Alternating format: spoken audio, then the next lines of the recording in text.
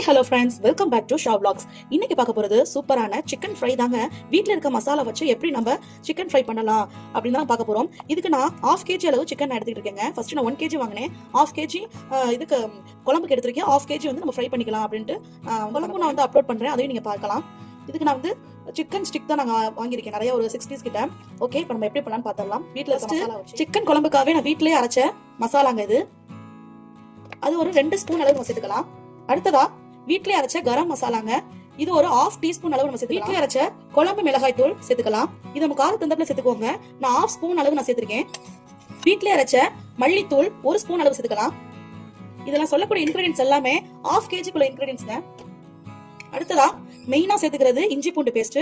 இது நம்ம 2 ஸ்பூன் அளவு ஃபுல்லா நம்ம சேர்த்துக்கலாங்க. ஃபுல் ஸ்பூன் அளவு 2 ஸ்பூன் அளவு நம்ம சேர்த்துக்குவோம். காஷ்மீரி சில்லி பவுடர் நான் கலருக்காக சேர்த்துக்கிறேன். உங்களுக்கு கலர் வேணா அப்படின்னு நீங்க ஸ்கிப் பண்ணிக்கலாம். அது ஒரு 2 ஸ்பூன் அளவு நான் சேர்த்திருக்கேங்க. காஷ்மீரி மிளகாய் தூள்ங்கிறது கலருக்காக மட்டும் இல்லாம நமக்கு ஒரு காரத்தன்மையை கொடுக்கும். சோ அதை பார்த்து நீங்க சேர்த்துக்கங்க. லாஸ்டா உப்பு, எங்க வீட்டுல யூஸ் பண்றது வந்து ஹிமாலயா சால்ட் தாங்க யூஸ் பண்ணுவோம். சோ அதையும் சேர்த்துக்கிறேன். நீங்க என்ன வேணா சால்ட் வேணா யூஸ் பண்ணிக்கலாம். லாஸ்டா கருவேப்பிலை வந்து நான் சேர்த்திருக்கேன். கருவேப்பிலை வந்து சேர்க்கறதுனால ஒரு நல்ல ஒரு ஸ்மெல் வருங்க நம்ம ஃப்ரை பண்ணும்போது. அதுக்காக மட்டும் தான் சேர்த்து தெளிச்சுக்கலாம். ரொம்ப தெளிச்சிடாதீங்க. அடுத்ததா இது கூடவே லெமன் 1/2 சீது நான் சேர்த்திருக்கேன். எண்ணெய் நான் சேர்த்திருக்கேன், நல்லெண்ணெய். இந்த நல்லெண்ணெய் எதுக்காக சேர்க்கிறோம்னா நம்ம ஃப்ரை பண்ணும்போது மசாலாஸ் எல்லாம் வந்து பிரியாம வரும். அதுக்காக இந்த நல்லெண்ணெய் சேர்த்துக்கிறேன். நல்லெண்ணெய் மட்டும் இல்லாம நீங்க வந்து கடலெண்ணெய் கூட சேர்த்துக்கலாம். அடுத்து ரீஃபைண்ட் ஆயில் கூட சேர்த்துக்கலாம். ஜஸ்ட் இந்த மசாலா பிரியாம இருக்கிறதுக்காக தான் நம்ம வந்து சேர்த்துக்கிறோம். இதை நல்லா இந்த மசாலாலாம் சிக்கனோட நல்லா ஒட்டுற மாதிரி நல்லா பிரட்டி விட்டுக்கோங்க. கடையில வாங்குற மசாலாவை விட வீட்லயே செஞ்ச மசாலா நம்ம யூஸ் பண்றதுனால ரொம்பவே டேஸ்ட் கொடுக்கும்.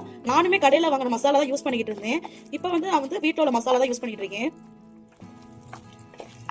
வீட்டில் இதுக்கு தனி மசாலா தான் அரைச்சி வச்சுக்கிறதுங்க. ஸோ அதுவே நான் யூஸ் பண்ணிக்கிறது. நீங்களும் கண்டிப்பாக வீட்டில் வந்து அரைச்சி வச்ச மசாலா நான் சொன்ன மாதிரி நீங்கள் சேர்த்து பாருங்க. சூப்பராக இருக்கும் டேஸ்ட் வைஸ். கடைகளில் வாங்காதீங்க. இப்போ பாருங்க, நல்லா நான் வந்து மசாலாலாம் சிக்கனில் மிக்சர் அளவுக்கு நல்லா மிக்ஸ் பண்ணியிருக்கேன். இப்படி இந்த அளவுக்கு நல்லா ஒட்டியிருக்கணுங்க. இதை வந்து நம்ம எப்போ சாப்பிட்றோமோ அப்போ வந்து நம்ம ஃப்ரை பண்ணிக்கலாம். நான் ஒரு 1/2 hour to 1 hour நான் வந்து இதை வந்து வைக்க போகிறேன். நீங்கள் ஃப்ரிட்ஜில் வைக்கணும் தேவையில்லைங்க, வெளியில் வச்சாலே போதும். இது இப்போ 1 hour கழிச்சு நான் ஃப்ரை பண்ணி எப்படி இருக்குன்னு காட்டுறேன். இப்போ பார்த்தீங்கன்னா நல்லா சிக்கன் நல்லா ஊறி இருக்குதுங்க.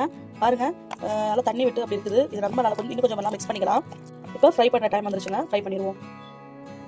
என்ன நல்லா நான் சூடு பண்ணி வச்சிருக்கேன். இப்போ நம்ம ஒன்றா போட்டுக்கலாம். இப்போ நம்ம வந்து லைட்டாக பிரட்டி விட்டுக்கலாம். சில பேர் வந்து இதுக்கு மேலே வந்து கருவேப்பிலை போடுவாங்க. நான் அப்படி பண்ண மாட்டேன். மிக்ஸ் பண்ணி வைக்கும் போதே நான் கருவேப்பிலை போட்டுருவேங்க. அப்போ தான் நல்லா இருக்கும் அந்த ஸ்மெல் எல்லாம். ஓகேங்க, நல்லா ஃப்ரை ஆகட்டும். ஃப்ரை ஆன பிறகு நம்ம அடுத்தது திருப்பி போட்டுக்கலாம். இப்போ பார்த்தீங்கன்னா நல்லா ஃப்ரை ஆயிடுச்சுங்க. இப்போ நம்ம எடுத்துடலாம்.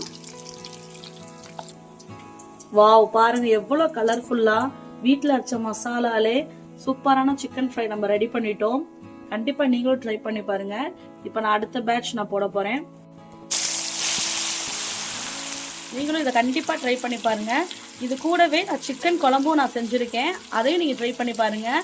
டிஸ்கிரிப்ஷனில் லிங்க் சென்ட் பண்ணுறேன்.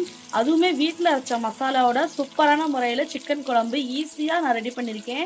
சிக்கன் குழம்பு செய்ய தெரியாதவ கூட கண்டிப்பாக ட்ரை பண்ணி பாருலாம். பாருங்கள், இந்த பக்கெட்டு சிக்கன் குழம்பு கொதிச்சிக்கிட்டு இருக்கு. அதோட லிங்க்கும் நான் ஷேர் பண்ணுறேன். கண்டிப்பாக பாருங்கள். பாய்.